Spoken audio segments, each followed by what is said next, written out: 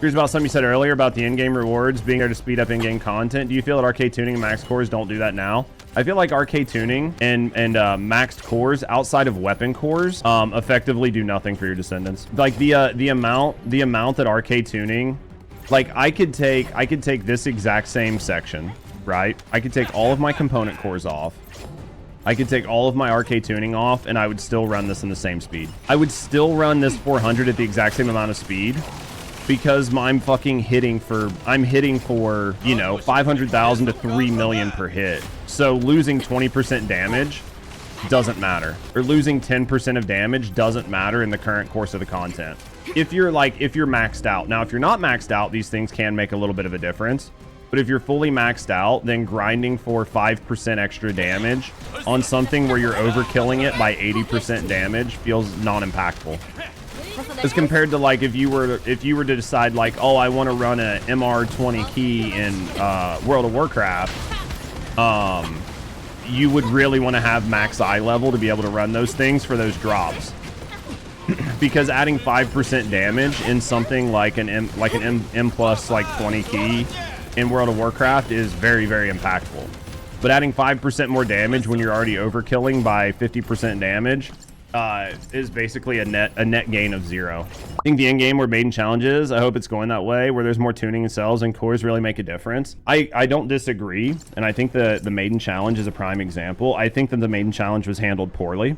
I think the maiden challenge mode was handled poorly. I think making her immune to all debuffs is not a sustainable model.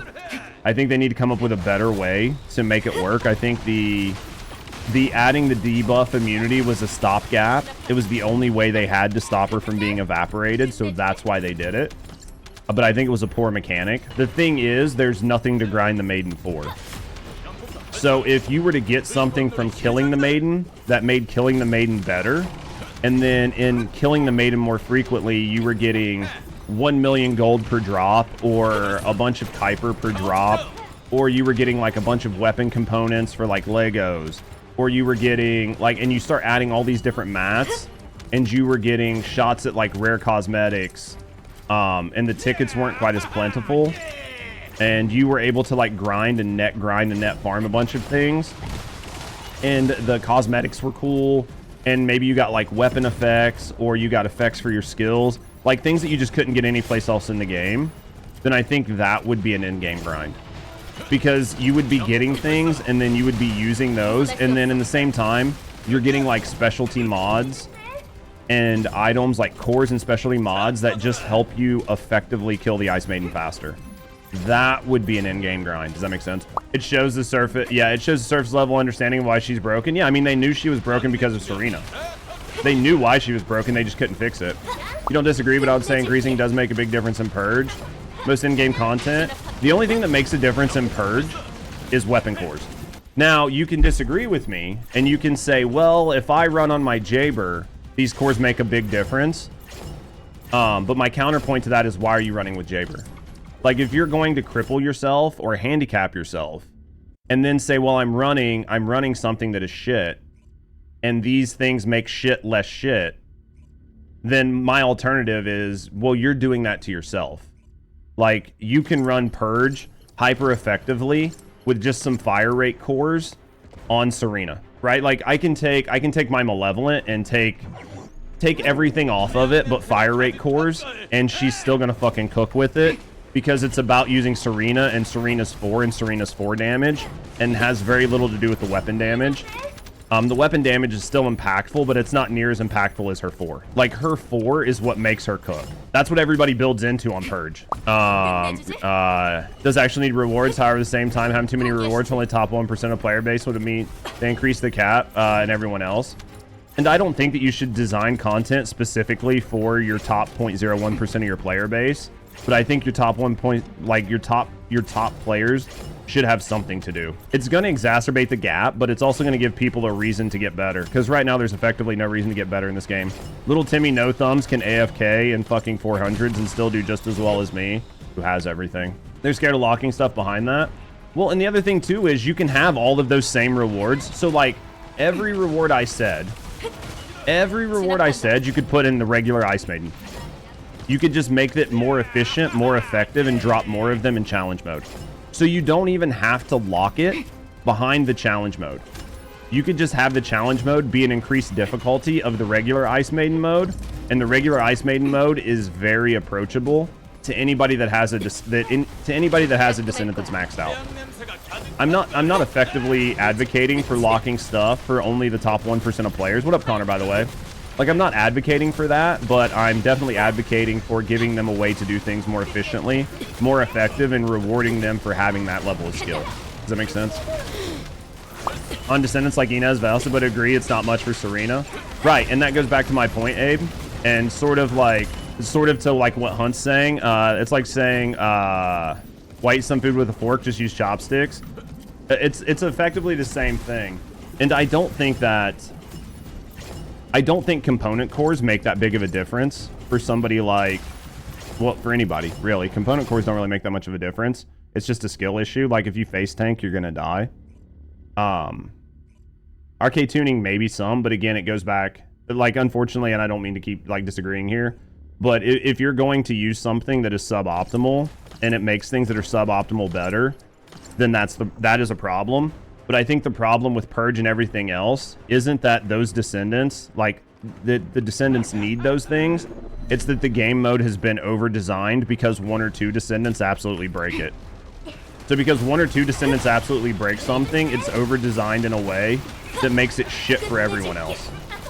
Component cores definitely are not of no real use right now. Yeah, component cores are not. I think weapon cores are a bigger deal. Arcade tuning, I mean, like, adding a few thousand to the base power on some Descendants is nice, but adding a few thousand isn't going to be enough to, like, it's not enough to make or break the Descendant, because you get more out of just tier 5ing your reactor than you get from adding skill power in the arcade tree. Now, having said that, since they added the second, like, aspect of it where you can get the additional 500, I mean, you can get like 1500 base skill power or something like that, which is impactful, but it's not that impactful. Yeah, there's definitely a conversation to be had, but yeah, if we're talking about end game, that's the way I view the end game. I think there should be a level of accessibility, and that's sort of what happens. That's what happens in something like World of Warcraft. Is like, if you're doing like an M+1 or an M+2 or an M+20, you're getting the same gear. You're getting the same gear, the same effects, the same everything. It's just at the higher levels, it drops higher tier gear, which helps you do the higher things faster. But the same items are dropping. They're just not as effective. So effectively, that's what you would be doing here, right? Like, you would be dropping modules like Spear and Shield, but it's Spear and Shield that you got from fucking Ice Maiden challenge mode would be like primed Spear and Shield. And effectively, instead of it giving you like 10 points in skill power, it would give you 20 points in skill power or something like that. Do you see what I mean? To where, like, it's not going to change the game, but it's going to make you do the things at the higher tier faster and more efficient. And the stuff at the lower tier, you're already blowing through. So getting a 2% increase in your power level isn't going to matter because you're already one-shotting everything. But you need that extra 5 or 10% power to be able to farm those harder things. And then farming Ice Maiden has a way to drop, like, it's like the most effective way to get gold. It's the most effective way to get Kuiper. It's the most effective way to get a bunch of other things. And like all these in-game mats and stuff that people are grinding for. I think arcade tuning is what you described. Could be locked behind Maiden just to be more accessible. Yeah. Or you could have mutated cells. You could have mutated cells that are much more efficient for doing high tier content that just drop. Like, you could have primed electric cohesion that drops from Ice Maiden. And primed electric cohesion gives you 10% base, right? Like 10% base electric, and then 10% per level versus the standard one that's 6%. Like, you can go get the standard one. It works really fine, but you don't need it for, you know, most of the content in the game. Like, prime spoils boxes behind challenge. Yeah, you can do prime spoil boxes. You can do all sorts of stuff. I think there's a good way to there's a good effective way, but here's the thing.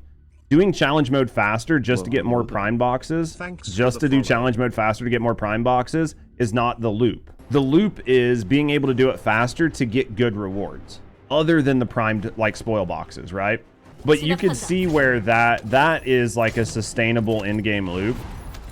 And then, yeah, you just need things to drop from there that people want. Yeah, like imagine if the Ice Maiden dropped actual crafted Legos. If they dropped like actual crafted like X, Y, and Z items. That is where I think that you create an in-game loop, and then people just farm that for items, right? Prime cores. They drop prime cores. So you can get your regular cores from running this, or you can get prime cores that drop from the Ice Maiden box. Prime cores have... Prime cores are rare, but they're selectable, and they only come out... What up, God? They only come out at max stats. Right? So they only come out at max stats. So like if you get like a prime green core, no matter what, when you core a weapon with it, it's going to get max stats, and those stats are going to be higher than anything you can get from a regular core. It might only be a 5% increase, but it's still an increase. But the only way to get them is from like challenge mode, right? Like you could do this in a way that gives you the ability to do this harder content easier and farm it faster. But then when you have this, you go in and you just get tons of regular mats and money and shit like that. It's a good idea. It's a simple idea though, right? Like it's not anything revolutionary. The thing is, you need the item you're grinding to be rewarding, and you need to put items in there that make that grind better. So not only are you grinding for more money, more Kuiper, more whatever these resources are, like you're grinding for those things, but you're also getting items that make it more efficient for you to do. It's just facts. Yeah, I try to speak for like average gamers, and you can still get all of these items by doing regular Ice Maiden. They just have a lower drop chance and a lower drop percent.